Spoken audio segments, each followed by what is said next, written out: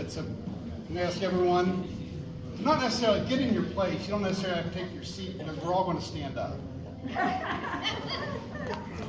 So I'm going to ask everyone to stand up. And Ruth will get us started with a prayer. Lord, thank you for the opportunity to be here. And as you said through Jeremiah, has a nation changed its gods, which are not gods, but my people have changed their glory from what does not profit. Be astonished, O heavens, at this, and be horribly afraid. Be very desolate, says the Lord.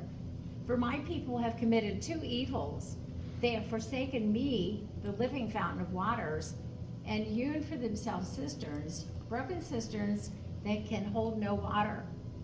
Lord, we want to be focused on you, the one true God, and on what you have in mind for us as a nation. We want to be working diligently for that. We thank you for our representatives who have so well represented us, such as John, and we thank you for what he's done and ask you to be with him through his retirement from that field, if he retires.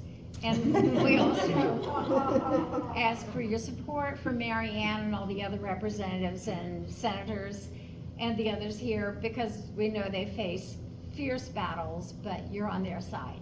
So everything we ask, Lord, is in the name of Jesus Christ. Amen. Amen. Please join me in the Pledge of Allegiance.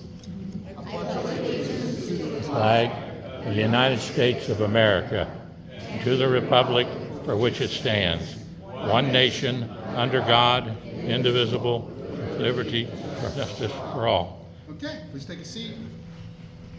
Before we start, I just want to remind everyone or let everyone know we're having a little celebration, and it's not necessarily a happy, kind of a happy celebration for John, but we've got, because John's retiring, if you didn't know that.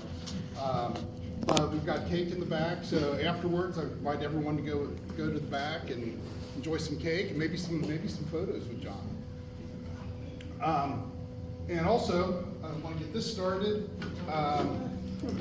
Again, this is a free event. There's no charge.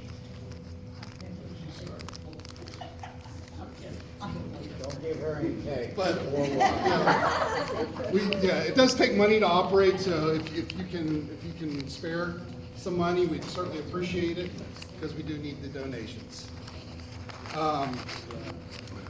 But before we get started with the important people, I got a little story. So Joe Biden was coming back from Arkansas. He's flying in Marine One. If you know, Marine One is the helicopter. And they're flying back to the White House. So they get to the White House, they're landing on the grounds of the White House. And of course, as always, there's a young Marine standing there at attention, waiting for the helicopter to land and for the president to get off. Well, the president gets off the helicopter, and the Marine notices that the president has two small pigs under his arms. And so the Marine, seeing that, says, "Those are fine-looking pigs, sir." And Joe Biden responds with, "Well, they are genuine Arkansas Razorbacks." Probably sounded more like, "Genuine Arkansas Razorbacks." But sorry, can't do that voice. And so the president says, "Well, thank you very much." And I happened to get one for Kamala, and I got one for Obama. And with that, the Marine responded, "That was an excellent trade, sir."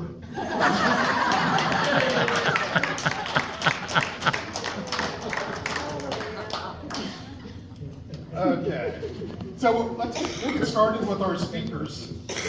We don't have a real format for this yet, but Mary Ann and John. Mary Ann and John. Oh, come on up to the front to give us a rundown on the legislative session.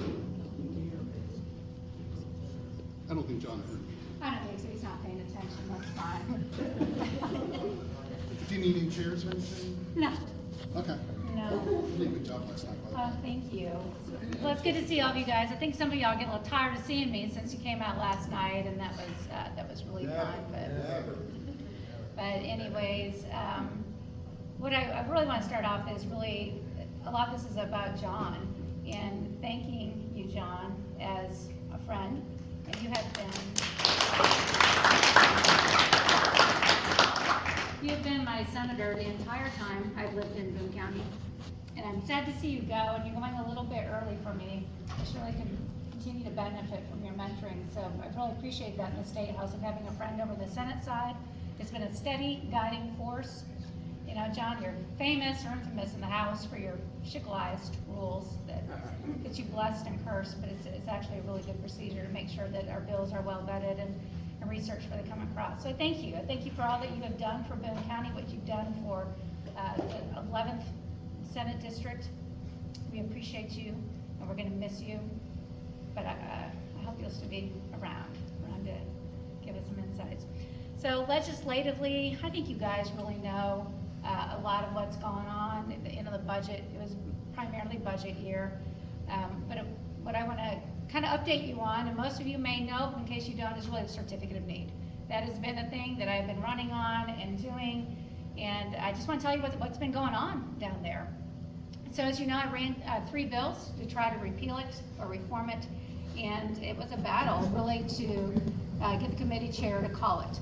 So after lobbying our leadership for a long time, I had several on board and they were willing to push it. And the bill that I was doing, all it did was repeal the competitor's veto to deny a new entity coming into Kentucky. So instead, a new entity would still have to go through the process. They still would have to meet the state formula and go through the cabinet and show the need for an MRI machine, linear accelerator for cancer, dialysis treatment, mental health, chemical dependency, whatever. They still would have to show the need for that. Even though the report in 2013 said that we needed those things back then, and here we are 11 years later and still haven't moved on it. But they would have to still do that, and it would just eliminate the dominant provider from being able to sue them at step 3 and step 9 in the 9-step process. So, I filed that bill relatively early in January, sat there. There was enormous pressure on the chair of health to call it, who did not want to, but did because it's an election year.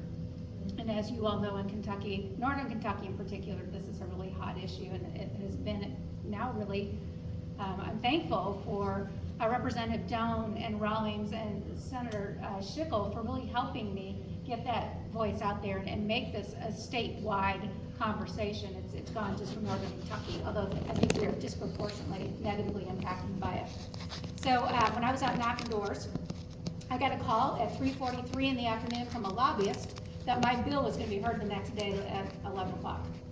So not from the chair, but from the lobbyist. So it's highly unusual, a couple things, that the chair of a committee doesn't speak to the sponsor of the bill, and that I would find out from a lobbyist, and that there was no coordination, no discussion. So I scrambled my people together, which I had a lawyer from Institute for Justice who was in Detroit who came flying down to come in to be there to help speak on the bill as well. But what was interesting when I got there, the room was packed, and I'm thankful for everybody that was supporting. There were so many people that were on our side from the House, from the various friendly lobby organizations down there, and it was really great because I certainly felt the presence of the Lord hedging me in from behind and before and giving me a peace to withstand these attacks. So they had the committee up there, and we had one of the highest paid attorneys for St. E's was there. We were able to get a CEO from Eastern Kentucky Hospital was able to get there, and some other odd people saying that their voices were going to be silenced by my bill.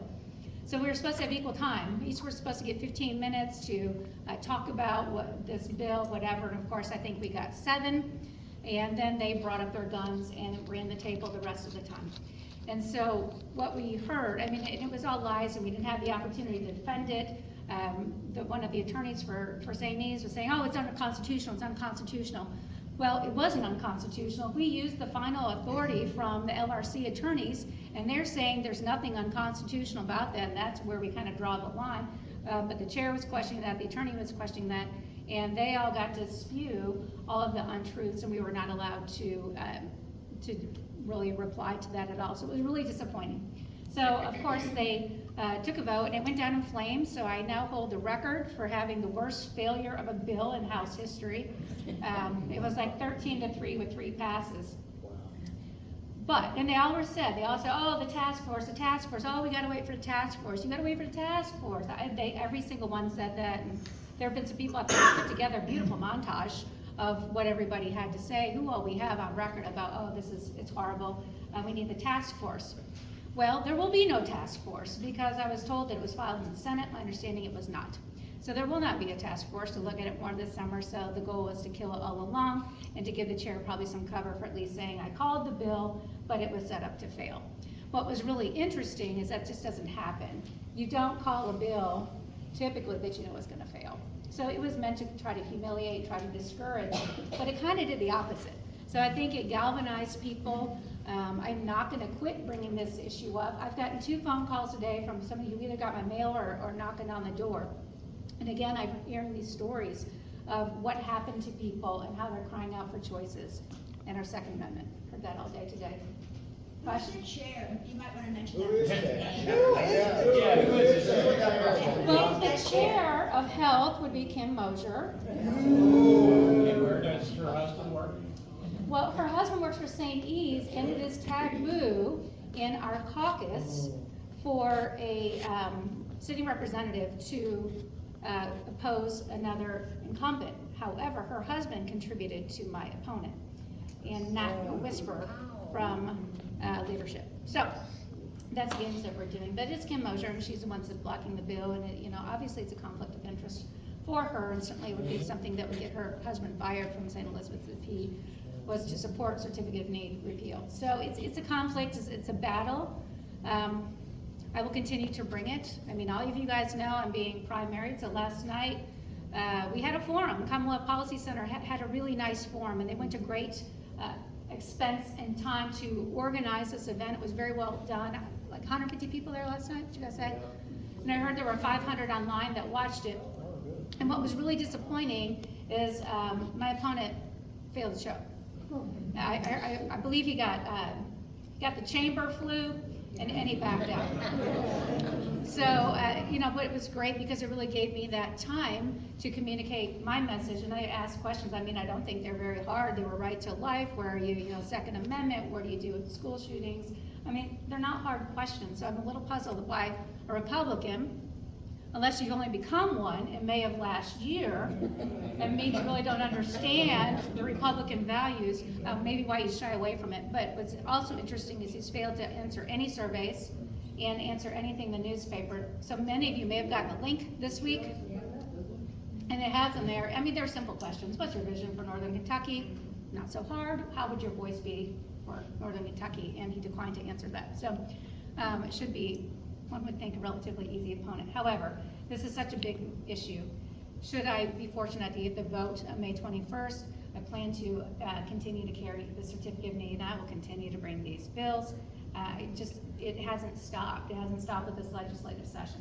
So on my end, that's really kind of went on with, in the House, a lot of disappointing things. We did things in the House, and Senator Schickel could probably speak to this better than I, to get rid of the DEI out of the university level.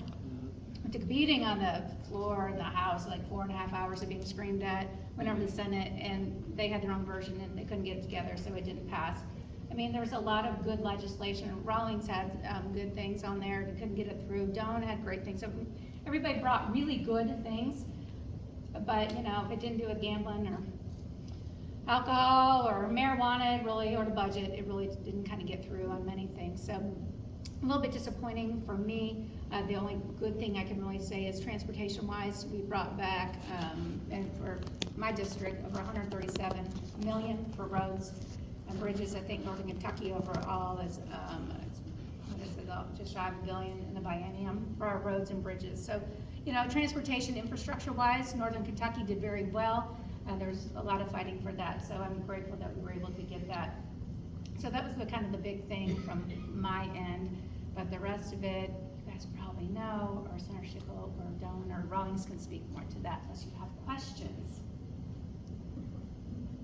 No, very quiet. Boy, much easier last night. You guys. Who's running against motion? Well, I believe she'd be sitting right next to you. That would be, Karen? Karen Campbell, that would be, Kim Williams.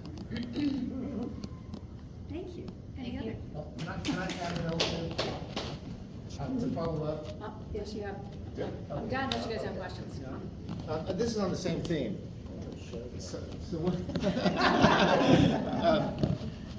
One of my bills, my passion was conscience rights of healthcare practitioners, doctors and nurses to carry out their conscience rights and to practice as they believe. So 7 states have this, the bordering states of Ohio and Illinois, and then South Carolina just passed this, Florida just passed it. It was Governor DeSantis' priority. So I knew I had an obstacle with the health committee, the health services committee. It probably would never move. So that's why I wanted to mention this, and on your behalf. And so I went to Dr. Douglas, Senator Douglas, because he's a doctor and he's highly respected. I asked him if he would run it in the Senate. So he did run it in the Senate. It didn't go ahead very quickly. It was more toward the end, but it did pass. And I found out Alliance Defending Freedoms, who helped me with the bill and worked alongside me with the bill, later on they found out that it went to her committee and she killed it. So she doesn't want people to have their conscience rights. Yes, ma'am. Yes, sir. One other bill I mentioned that I was passionate about is a religious liberty bill. So there's like 27, 28 states now that have religious freedom restoration acts, and so it moved forward. I got the vote on committee. It was put on the orders of the day, which means it'll be heard in the chamber the next day.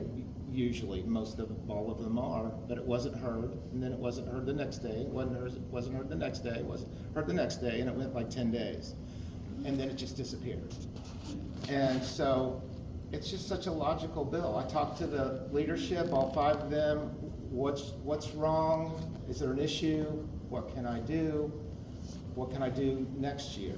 What will it take? Is there somebody that had a problem with it and someone who's at the top? Is there someone who had a problem with it and they will not tell me? They won't talk to you. They won't let you know why it happened, who's behind it, who stopped it. They just will not. It's a very secretive place down there, it's a control system. So I just want to tell you that, just to give you a little what we go through. It's tough down there with issues like that. So I'm gonna file it next session anyway. Maybe from the Senate it might have a better chance. Senate leadership's a lot different, so I'll give it a shot. So I just wanted to add those 2 bills. Those 2 failed bills. Are the leadership, are they GOP or? Yeah. Oh yeah. GOP. Well, so one of you get paid well when you're leadership, and committee chairmen make more money, and they meet more during interim. You can only guess. One of the problems we have is we have a supermajority. So 80 Republicans versus 20 Democrats, in the Senate 31 versus 7. So it's 80% in both chambers. Because of that, if anybody wants to run for office, would you run as a Democrat? No. So that's what we're dealing with now with our opponents. This opposition that we have, they run as Republicans. So you got fake Republicans, and then you got moderates. Do you know what a moderate is? Do you remember what a moderate is? From last night? No, moderate is defined as someone who's too ashamed to admit they're a Democrat.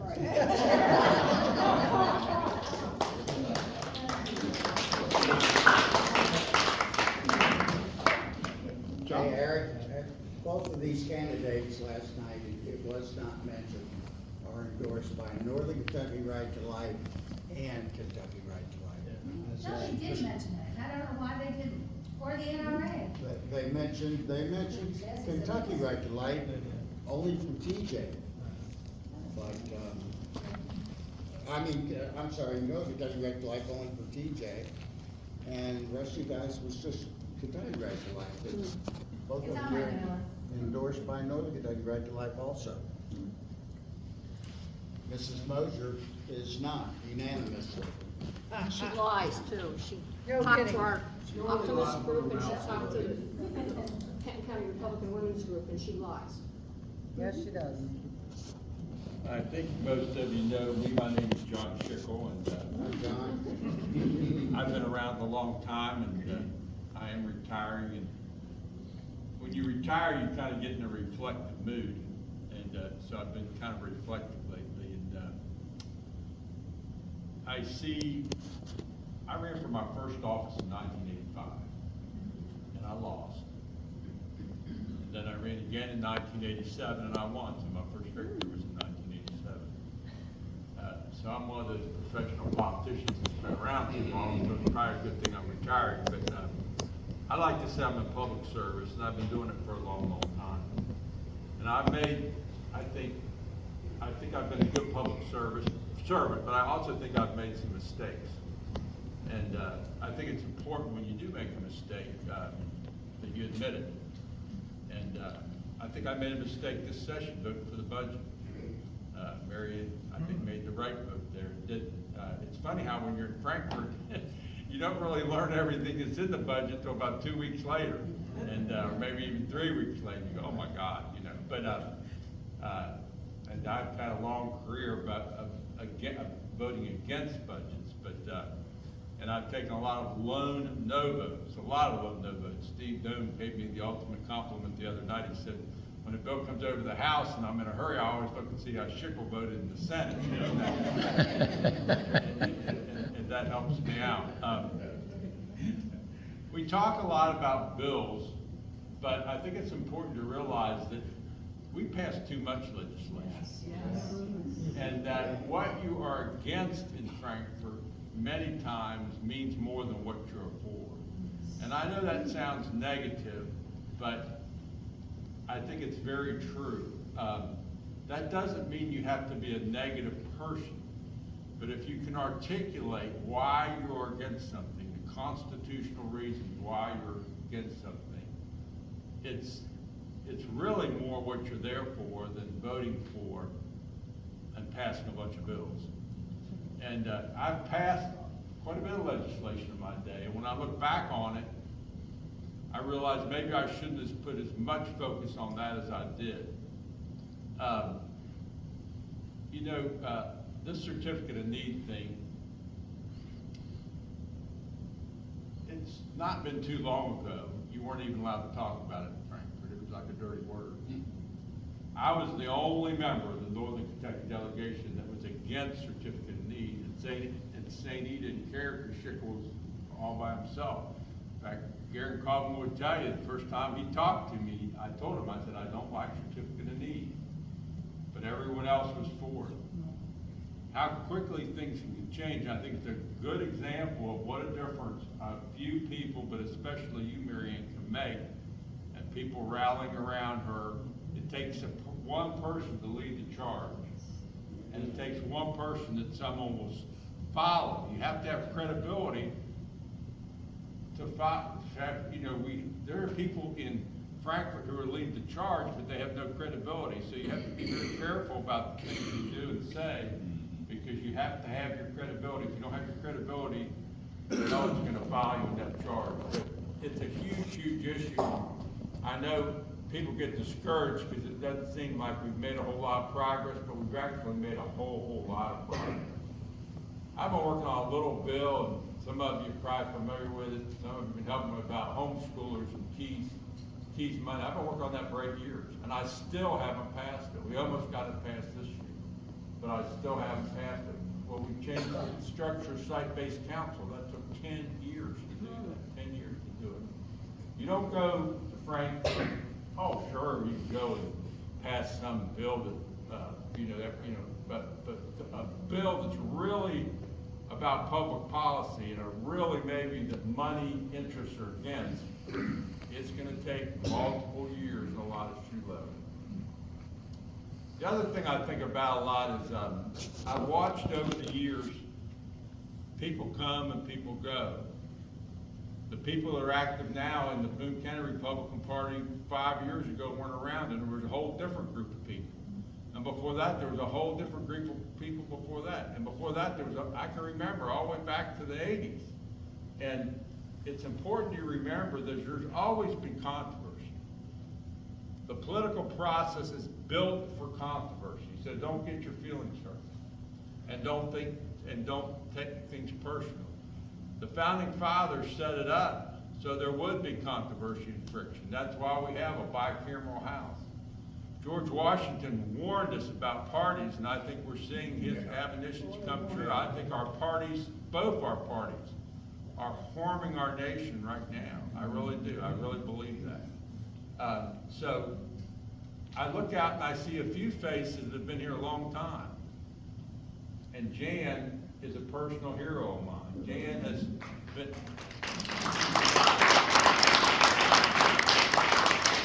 I remember when her dear husband was alive. And I was his friend, and I didn't really know Jan that well. Jan was in the background. He was a leader in the conservative movement in Boone County. And when he tragically passed, Jan, you took up the mantle. And boy, have you taken it up. And I know you've taken your bruises. And I know, you know, the people have tried to undermine what you're doing. But she has a heart of gold. She doesn't take anything personal. She told me this, I went down, I said, Gene, I gotta see your place down there in Covington. When can I come down? She says, come on down. So I go down there and visit her. We walked around the whole neighborhood. She goes, yeah, that bar over there. She says, I play euchre with them on Tuesday nights. She says, they're all gay in here. She says, but we have a good time. Jan is a person who gets along with people. It's a great lesson. It's a great lesson. You can get along with people that are different from yourself and still hold true to your values. And there's others in here. I had her jot down a little list of people who've been around for a long time. Let's see, Ruth. Yeah, raise your hand. Carol, Walt. I know Walt's been around for a long time. Eric, Mike. Which Mike are you talking about? Mike, sign Mike. Mike, yeah. And I know there's others too that have been around for years and years and years. Thank you for standing. I know it's not easy. You think, oh, another meeting. Why the hell should I go? And look at John Stephenson up here on the. You know, John's had his knocks, and I know he's had a few mistakes, but he's here tonight. You know, he's here tonight. I believe in redemption, and John is here tonight. Amen. You know, John has made history in Kentucky. A lot of people don't realize this. There's only like 5 people in the history of Kentucky who have been elected statewide from Northern Kentucky. And John Stevens, one of them. It was years and years ago. I remember. So I guess thank you for honoring me. It means so much. Please, and where's the lady running? There you are, Karen. Don't be discouraged. Yours is a great fight. I knew Kim Mosier's dead mom. I know her whole family. We're not exactly on friendly terms now, but I have nothing. I have nothing against Kim Mosier. I really don't, except that she's wrong. So, I mean, she's a nice lady. She's, you know, she has a nice family and all that. And but she is one of these people who I really think is hurting the state, because she thinks that government can fix everything. She thinks if she just has the right formula that she can fix all this stuff. And it can't be that way. It's not that way. That's not real life. And I know you're in a tough race, but God be with you. And everybody that can, please help her. Because whether she wins or loses, it's a valiant fight. You know, and I'll say this in closing. We're not called to win all the time, because we're going to lose a lot. We're only called to be faithful. And as long as we're faithful, at the end of the day, we actually win. Thank you all. It's great to be with you.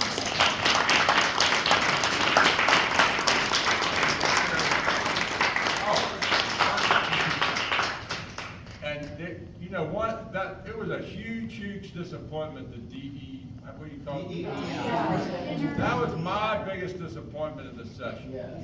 But that was one year Folks, don't forget, we have to address that. That is one of the great evils of our university. Thank you all. Thank you, John.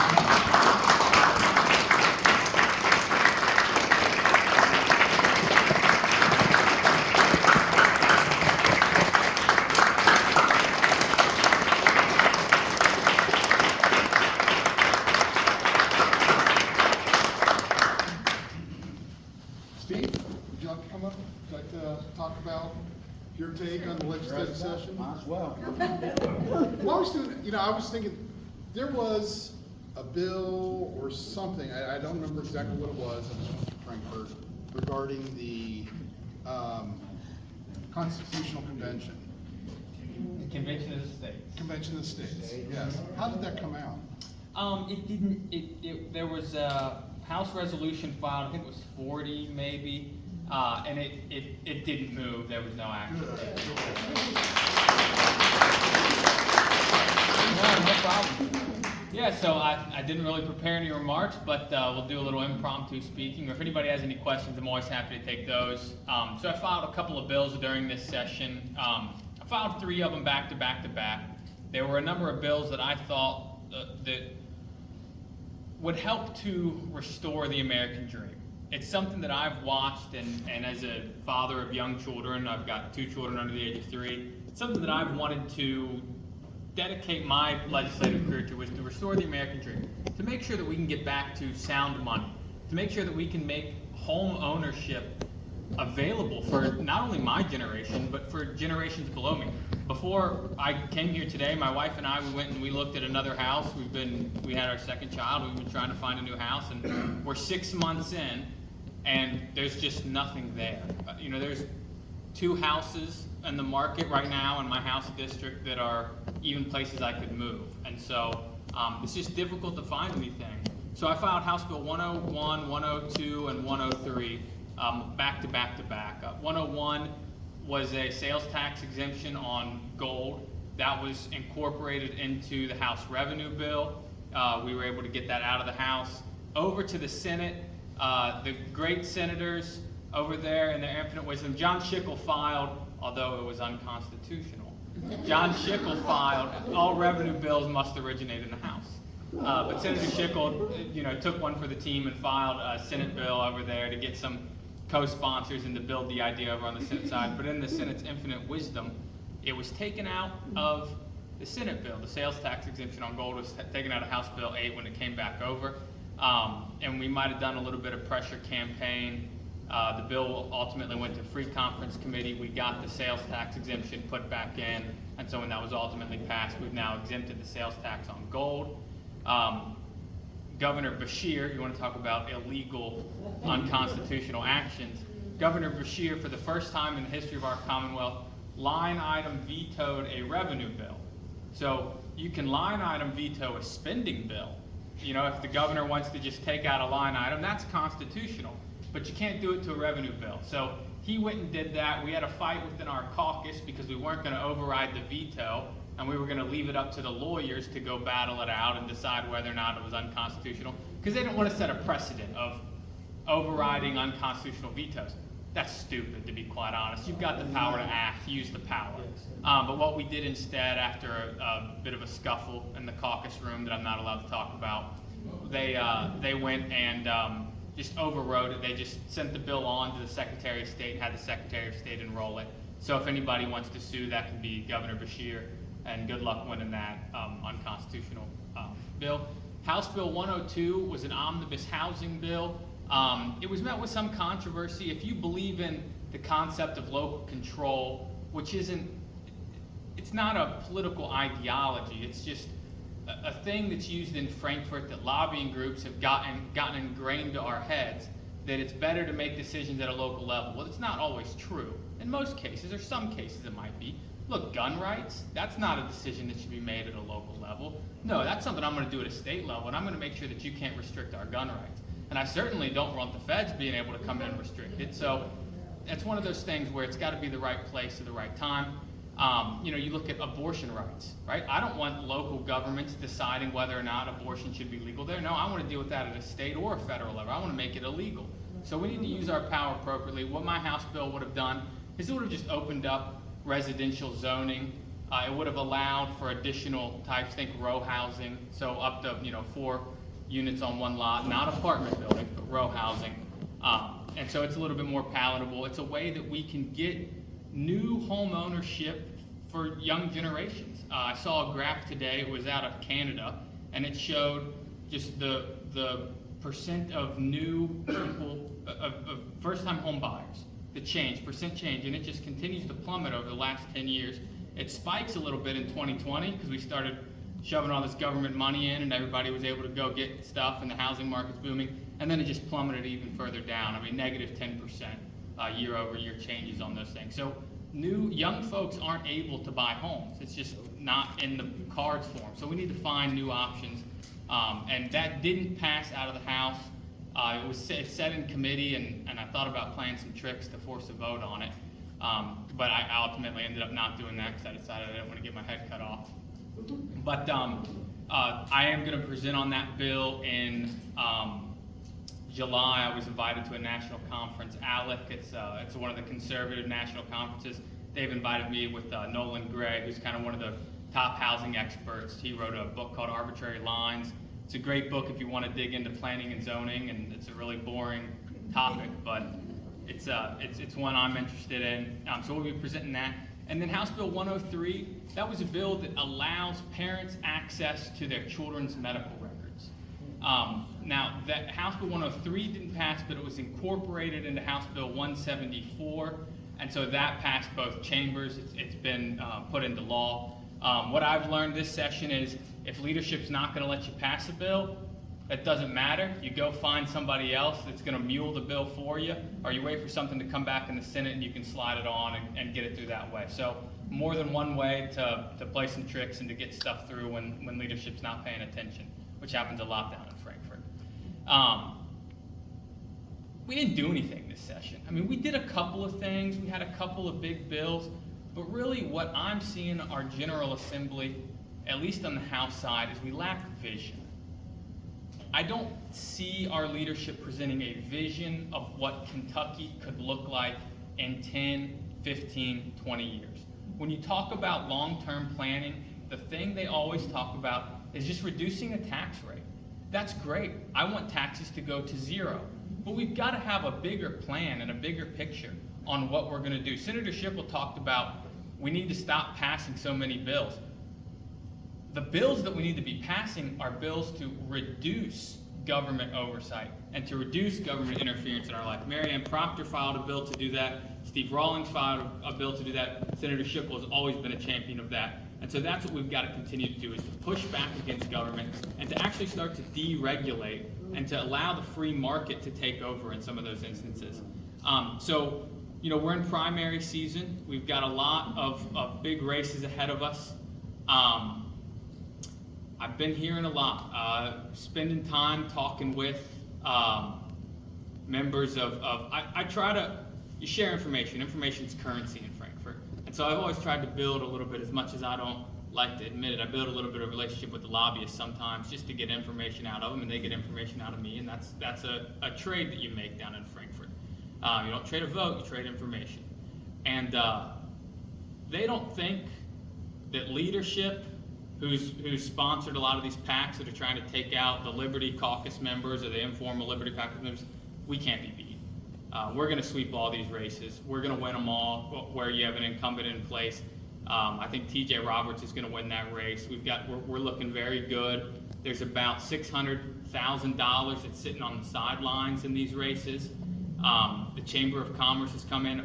Fundraising numbers came out in my race. I raised $52,000. My opponent raised $3,600. $2,100 of that came from the Chamber of Commerce, who's out against all of us. So they're writing big maximum donations to everybody else. They're running digital ads against all of us. Mary Ann and I were looking at one today. They've got somebody else's family on it, and they kind of are treating those challenges as if they're the incumbents. They're saying, call your rep and thank them. And so I don't think my opponent's the rep. I'm pretty sure that was me. But you've got all this money. The healthcare associations put about $50,000 into a PAC. the liberal Louisville Teachers Union has put 300,000 into PACs, dumping all kinds of money in races. The problem with them is they're not that smart, and so people find out their plans. That's why you trade information. You get a little currency here from a lobbyist, and so you learn about these PACs ahead of time. This PAC was formed back in July. I knew about it.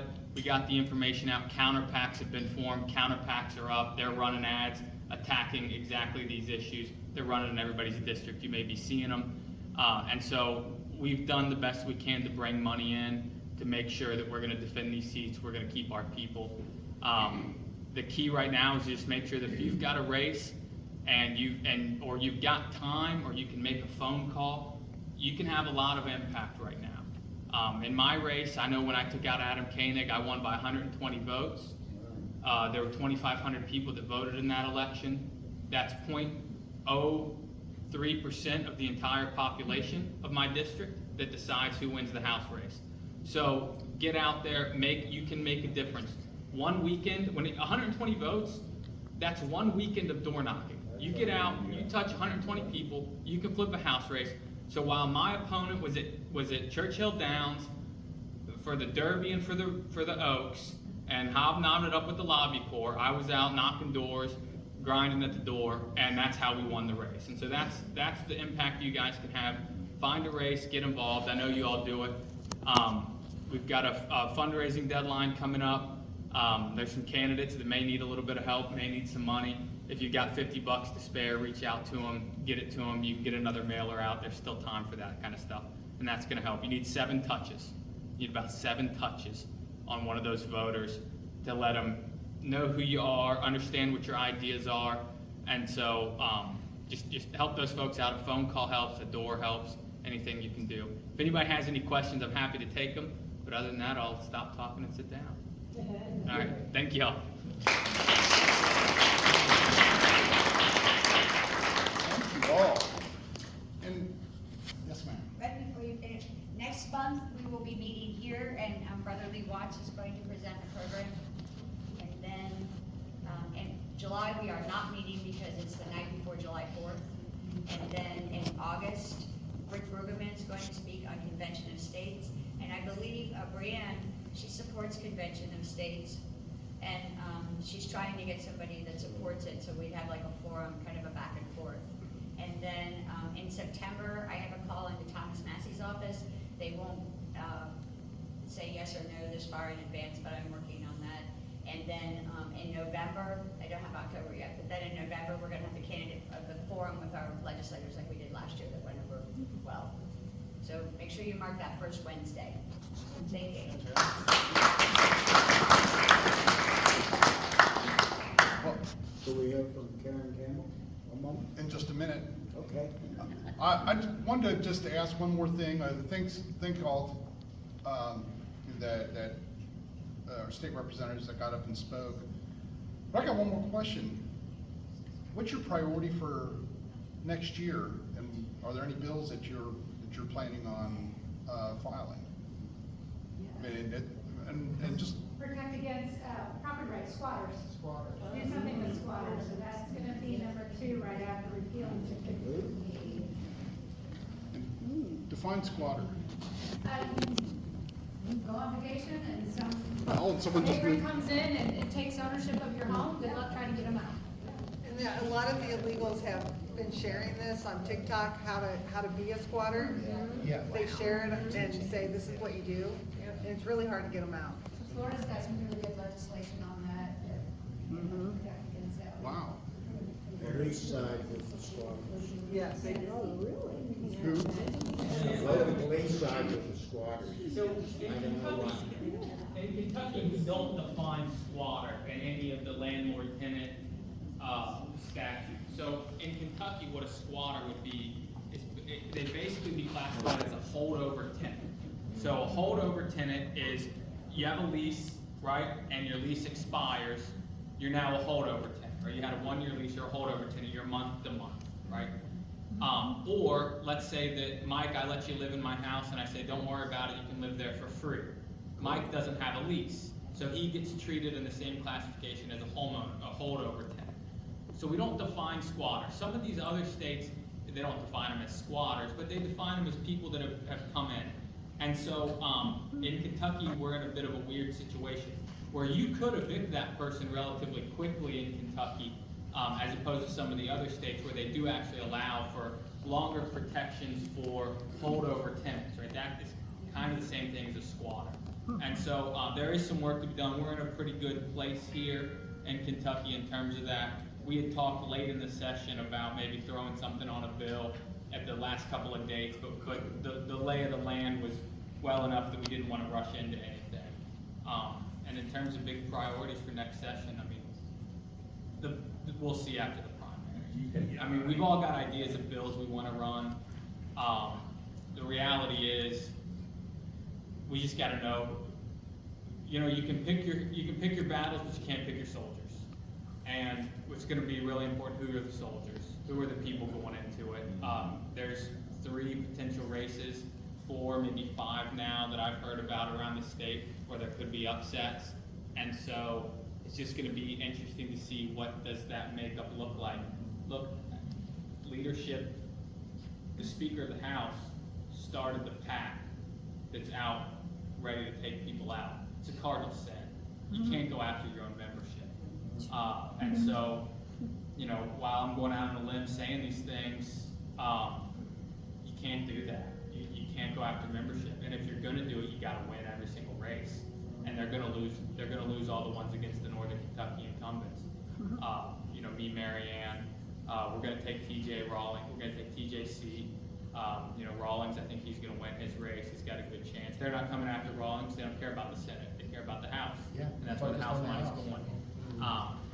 And so, you know, we'll see after May 21st what the lay of the land is.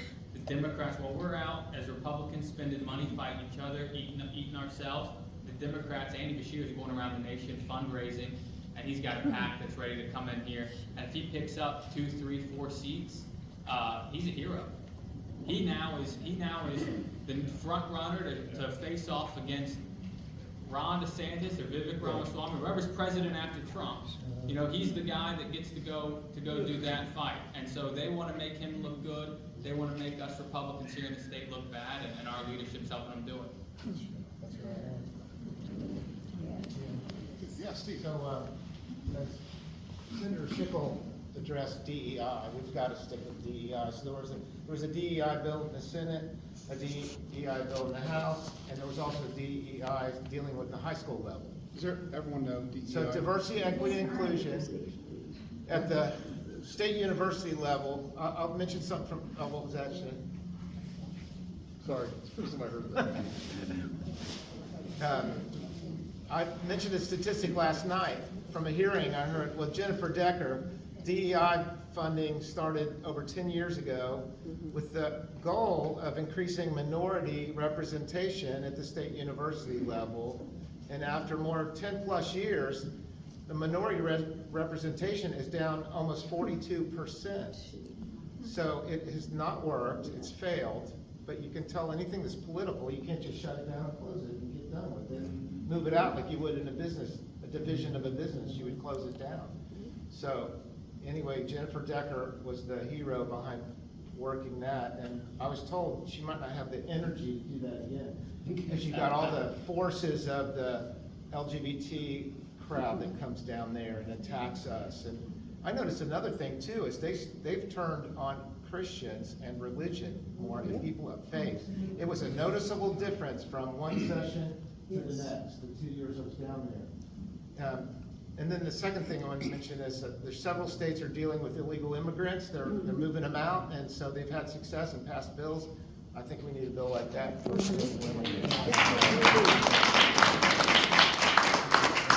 Jumping on DEI and college campuses. So you may have seen this, President Biden, you know, essentially by executive order just repealed Title IX. And so we and a couple other legislators, we had sent opinion letters to our Attorney General regarding that issue to say, hey, look, we want your opinion whether this is constitutional, because what I'm going to do, my plan is to take that and wave it around and file legislation on it. Our Attorney General, he took a stand, he took a big stand.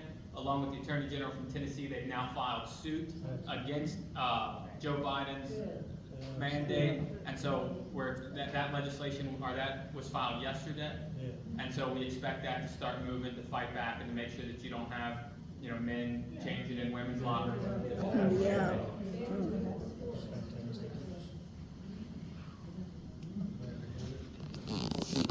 Here. Yes, well, okay. Karen, please stand up, yeah, introduce yourself and talk about the area where you're running. And this is a great room for volunteers, so let everyone know what you're looking for as far as volunteers. Okay. Well, I'm Karen Campbell, running District 64, and that is a portion of Latonia, Covington, Taylor Mill, some of Independence, and I say a slice of Edgewood and a slice of Erlanger. So picture that. And that's a variety of people. But my husband and I, we've enjoyed meeting so many people, and I'm just loving the meeting the people part. I'm a people person, and today, by the time I left, one of the door knocking experiences that I had, it was a little lady. She came out with her cane, and before I left, she hugged me and gave me a kiss on the cheek. That was worth it. That was worth it. So let me start with just honoring Senator Schickel, and my only regret when I go to Frankfurt is that he won't be there. And I honor. Are you older than me? I'm sure I'm way Okay. I'm older than everybody. Okay. Well, I honor my elders. The word says that you get your wisdom from your elders. So I'm really going to miss him being there, because I was looking forward to that, and then I heard he was resigning. So I'll miss you, and I wasn't even there when you were there. So that's what the amount of impact you have down there in Frankfurt. So it's been a busy campaign. Someone over here has informed me the only days I could have off was Mother's Day and Easter, and that was it. And I had to pound doors the rest of the time, which I have been doing the best I can. I've been out in 30-mile-an-hour winds at 40 degrees outside with my winter coat on, my hair flying in the air. And one guy, bless his heart, he offered to give me a hat. So I've just had a good time and meeting people. But what I am hearing is the people want change. They want change. I can't tell you how many people have said, who is my representative? I don't even know. And I've had to tell them who their representative is. And they want their voice to be heard. They want someone to represent them. And that's what I want to be. I want to be a people person in Frankfurt. I want to represent the voices of the people in my district down in Frankfurt. I don't want to be the voice for a lobbyist. I don't want to be the voice for a special interest. And I don't want to be a voice for a PAC. I want to represent the people. That's the entire purpose, and that's what I want to be. Senator Schickel hit it. It's being a servant. It's not supposed to be a pious position. You're a servant of the people, and you're representing the people, and that's what I want to be. What I've heard as far as their concerns was the school choice. That's a big thing that the people bring up to me, is the school choice. They want to see change. They want to have their own opinion where their own children go. I've talked to people about that. That's going to be taken care of on the ballot, correct? Correct. Okay. And they want medical variety. Many people are bringing this up to me. I'm not saying it to them. They're bringing it up to me. They want the certificate of need repealed. And I got news for you. The cavalry's coming. I'll be there to help you when I get there. I promise you that.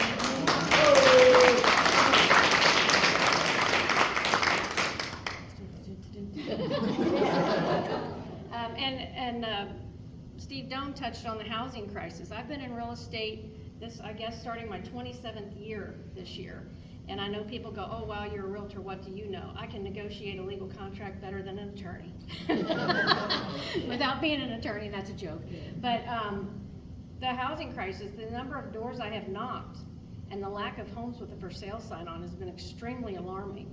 And when you think of, besides the housing market being a crisis, you have a whole category of occupations, of professionals who are not making money right now. You've got real estate agents, you've got title companies, you've got loan mortgages, originators, you've got all these people. Last time I checked, there were 550 agents in northern Kentucky, and there's no homes to sell. So we've got a crisis among an occupation in northern Kentucky, and it's not only for first-time buyers. I don't know, Steve, maybe you need a better realtor, I don't know. Need more stock. Need more stock. And the problem is the increased prices back when the prices were being escalated. If you remember, and people were bragging that their homes were selling higher than asking price, I was the one with the red flag going, stop it. We've got to stop this because your taxes are going up. So what have we heard? All the homes have been reassessed and everybody's tearing up Facebook how high their prices went. And I said this back when it was happening. I said, stop it. You may have made $20,000 more, but all of the tax rates for everyone in your neighborhood went up as well. So that, I believe, was the beginning of it. Then the raise of the interest rates has been terrible. And what's going on is people who bought homes when the interest rates were 2% and 3%, now they're 7% and 8%. They will not sell their home and get a higher rate, and I don't blame them. But this is a crisis that does need to be addressed, so I agree with Representative Doan, and if I can help with any way with that, you got me to another cavalry run to you. So let me see what else I wanted to say. I want to thank, before I sit down, I want to thank everyone who has contributed to my campaign. I want to thank everyone who's door knocked for my campaign. I want to thank everyone who has stood behind me. It means more than you'll ever know. The prayers, the little text of support, they're powerful. And we need each other in this race. I've met more people that have said they're worried about Kentucky. They're worried about the United States. One lady started crying at the door. She said, what's going to happen? What's going to happen after this election? That's how serious this is. We are at a moment, and even today, a man talked to me. He said he was a Vietnam veteran, and he talked to me. He turned the mower off, and he really talked to me good, and he said, I'm a Vietnam vet. This is not America anymore. The people are concerned, and I believe if enough of us raise ourselves up and place ourselves in positions, I believe we can make a change. I told one fellow, I said, look, I'm not going on the federal level, I'm going on the state level, and I'll do my best to help you, and I'll do my best to represent you. And that was after he handed me back my door hanger. And when I said that, he goes, give me back your door hanger. Yeah. So, this is America, this is Kentucky. I believe in Kentucky, I believe in America, and I believe if we work together, we can make a change, and I'm willing to be a part of that.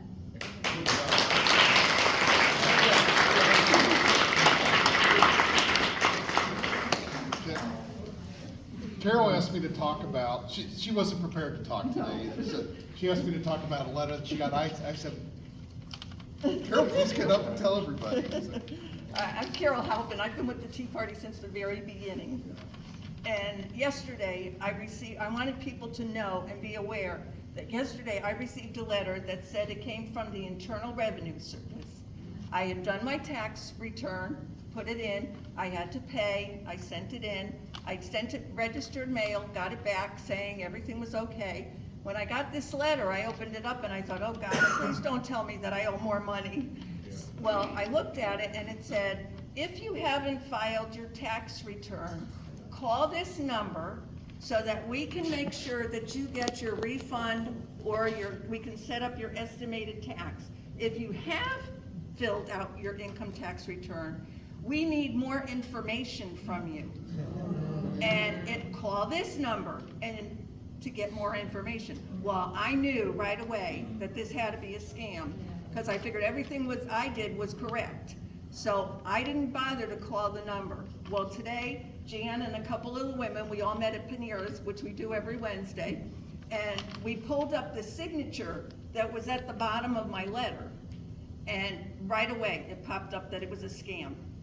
So I just want people to be aware that if you receive a letter that says it's Internal Revenue Service, don't do anything with it. Don't call the numbers, because you might get screwed.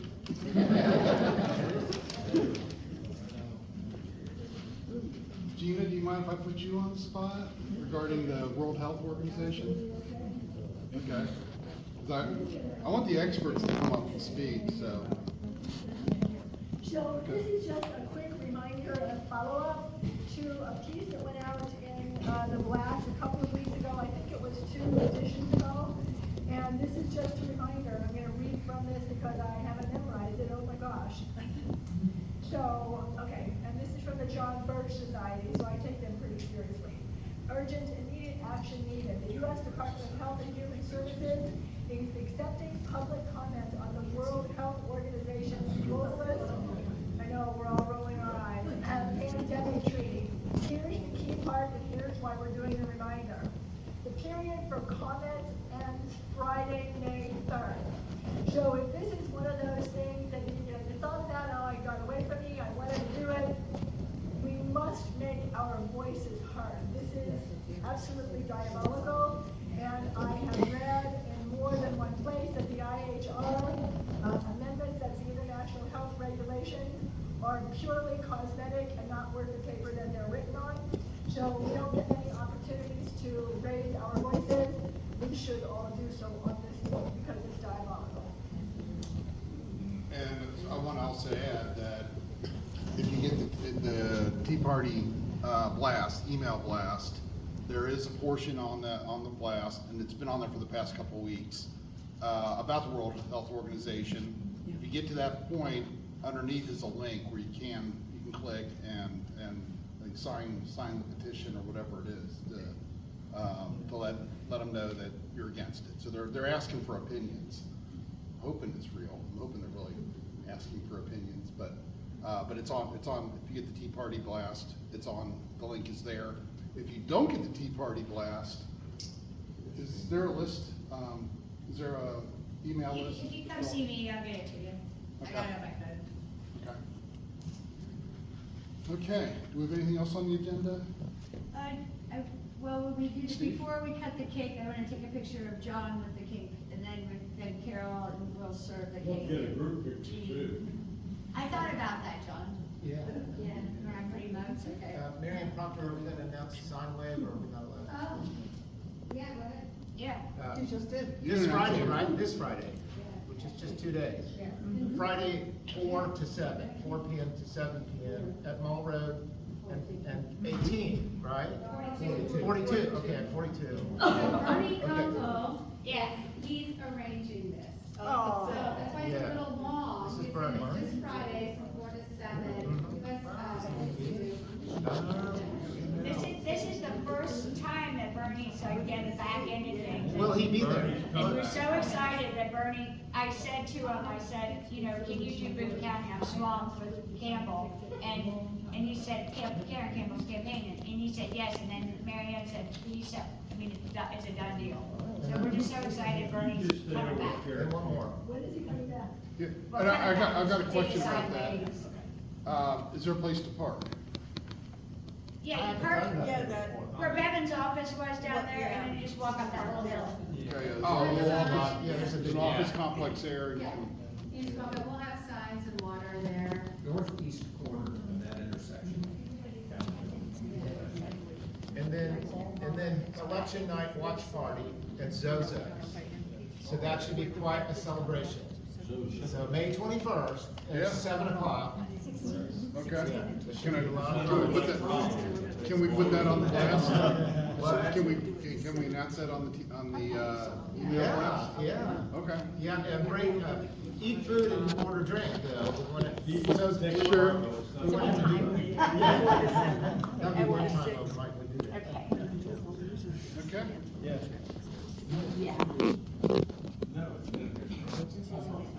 Jan, is that, you got it covered?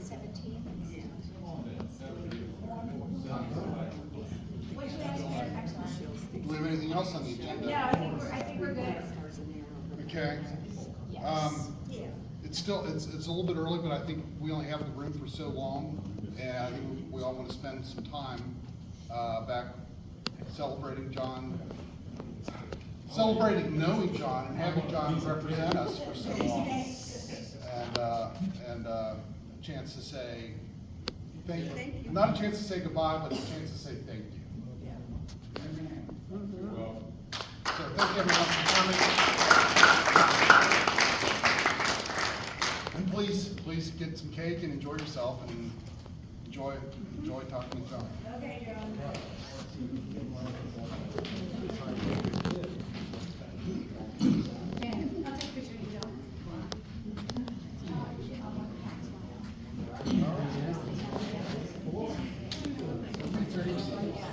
look at John. Are you standing? Thank you all. Take that cake up there. It's Thank you. I figured the bacon cake. How you doing, John? Are you hanging in there? Hanging in there, buddy. Hanging It's in there. 90% of the battle's hanging in there. You got that right. They can't get us now. We got them by the short hairs. That's right. That's right. Nice to be out here with you. I wanted to come out and say thank you for all your service.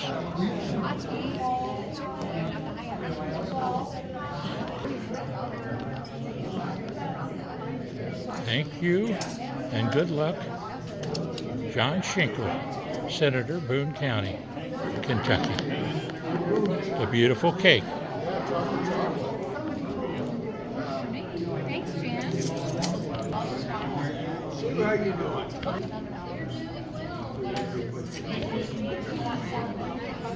People are looking for high energy.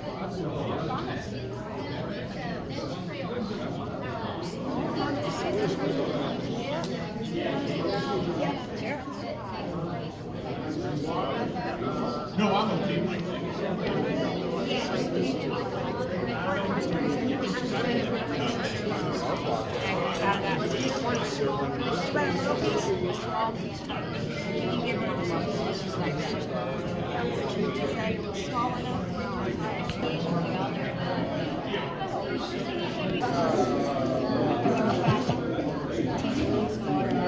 Traveled with Dr. John Stephenson here at the Tea Party gathering with the candidates here from northern Kentucky. Had a great job listening to all of them this evening, and their voice and their opinions, and they have some great ideas and some great educations and some great candidates here. And we hope that you enjoy Travels with Dr. John Stephenson and that this has been an educational opportunity for you. So God bless you and have a great day. You can see me on Facebook under Travels with Dr. John Stephenson, or on Facebook under John Stephenson and John A. Stephenson. God bless you and have a great day. You can reach me by phone at 859-750-0000. And don't forget to listen to WIOK 107.5 FM on the radio dial, Tri-State Gospel. And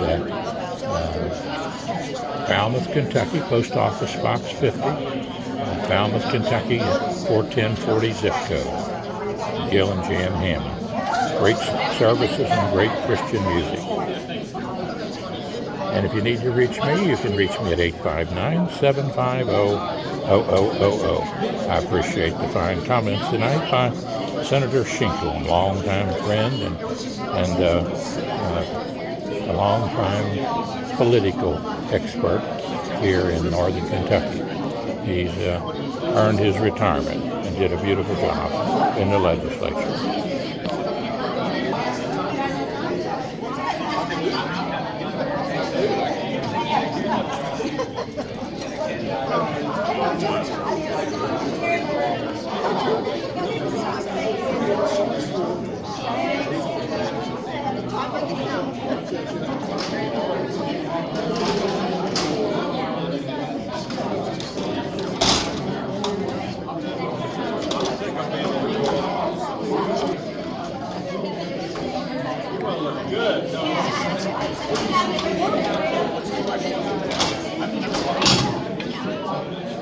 Listen to the...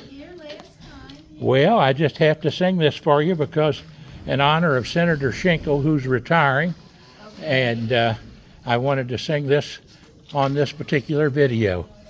And it goes like this. Mrs. Archambault, one hard-working lady here at the Boone County Library System, with all of her great friends there helping out, doing a great job where libraries are great for all citizens.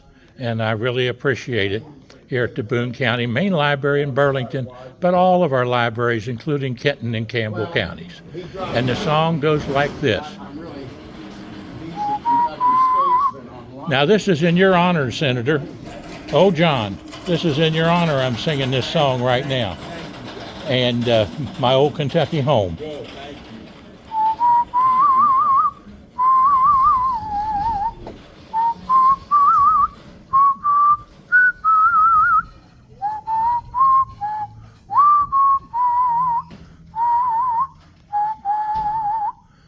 Oh, the sun shines bright on my old Kentucky home. 'Tis summer, the children at play. The corn tops ripe and the meadows are in bloom, and the birds make music all the day. Weep no more, my ladies, oh, weep no more today. We will sing one song for my old Kentucky home, for my old Kentucky home, far away. Oh, the children roll on the little cabin floor, all merry, all happy and bright. By and by hard times comes a knocking at the door, then my old Kentucky home says good night. Join in with me now. Weep no more, my ladies, oh, weep no more today. We will sing one song for my old Kentucky home, for my old Kentucky home, far away. God bless America, God bless Kentucky, and God bless the Boone County Libraries and all the great conservative candidates running for public office. Red, yellow, brown, black, and white, they're all precious in Jesus' sight. Praise the Lord and pass the ammunition of godly principles. Praise the Lord. Now, thank you all so much for tolerating me. And, Hey, you're using your gift. You have a beautiful voice. well, thank you. Hi, ladies. Hi there. How y'all doing? Nice to be here with Miss Archambault. I appreciate it, and I like it, and... Now, I'm going to do something here. I'm going to turn this around just like this. And you know the reason why? If I turn it around, then I might be able to get the two of us in here. Oh, okay. And All you right. say, Yeah, we're and then in here. I can sing a little song to you and the other ladies. You are so beautiful to me. You are so beautiful to me. Can't you see? You're everything I hope for. You're everything I need. You are so beautiful to God. And you all are beautiful to God. Thank you so much. Thank you. Have a so great day very now. much now. Everybody on there. Whatever. Hope And you get the Derby winner. hope I get the Derby winner too. God bless you and have a great day. Whatever. Thank you, John. And I'm so glad to know you're feeling better. and Feeling a you're little up- bit, still doing this, I know. singing It's and wonderful. politicking. You're keeping all the history alive and recording it. Yeah, And everything. trying to have it to that's pass the word. Okay. Tell Pam and all the, and Bo I said hello. I will. We're going to go pick up Ike on Friday. Oh, he has wonderful. to be off of campus. Aren't you? We just feel proud of him. Oh, I know. I Oh know. my goodness gracious. But anyway, they took him down with one carload full of stuff, and now he needs 2 carloads Oh, of stuff mercy. to get back. So I'm going to go down and help Bo on Friday. Well, you all take care. Okay, Nice to see you now. Okay. Bye So bye. y'all had a good I meeting dropped a up little there? Kleenex I'll be here. glad- Let me get it for you. Take care. You can just throw it away. Thank you, thank you, thank you. I can't get down that far anymore. Well, we're glad. And how's your wife, June? Miss June, she's hanging in there. You want this or I'm not? going to give her a little report when I get in the car. Call her. I'm headed home, hun, and I'm Okay. safe. Good. Yes, that'll reassure. I'm her. headed home and Well, I'm I safe. think it's wonderful got out today, and it was a good program up there, and. Good program. Everybody said their pieces. Good, all right. Take care now. Okay, well, thank you. Bye-bye.